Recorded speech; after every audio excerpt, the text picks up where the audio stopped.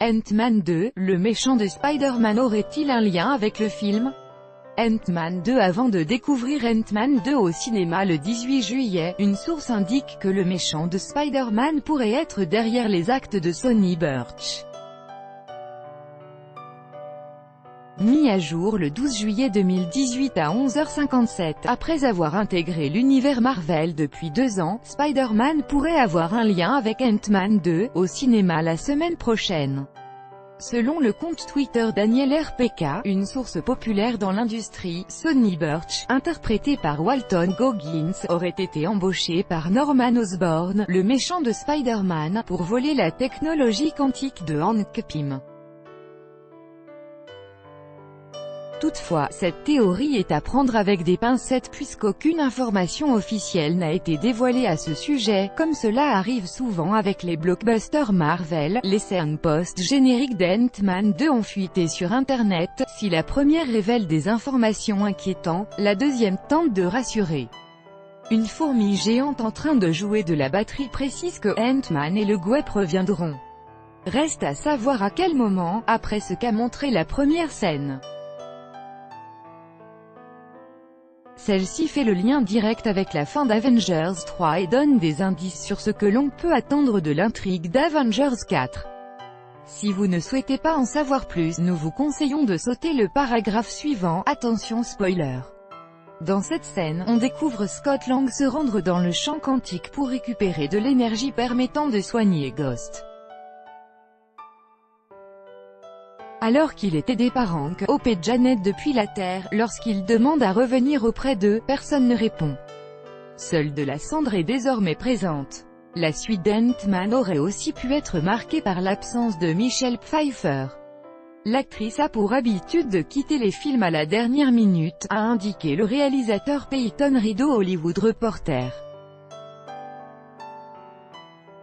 Elle lui aurait expliqué que c'est son mode opératoire habituel. Devant ce risque, le réalisateur a donc doublé ses intentions envers l'actrice pour qu'elle reste dans Ant-Man 2. Les efforts de Peyton Reed ont été concluants puisque Michelle Pfeiffer est bien au casting. Si Marvel a pour habitude de faire naviguer ses héros entre leurs films respectifs et les autres réalisations comme Avengers, le réalisateur d'Ant-Man 2, Peyton Reed, n'est pas d'accord avec ce principe. Il préfère que son film reste indépendant des autres franchises pour être différent, révèle-t-il sur IGN.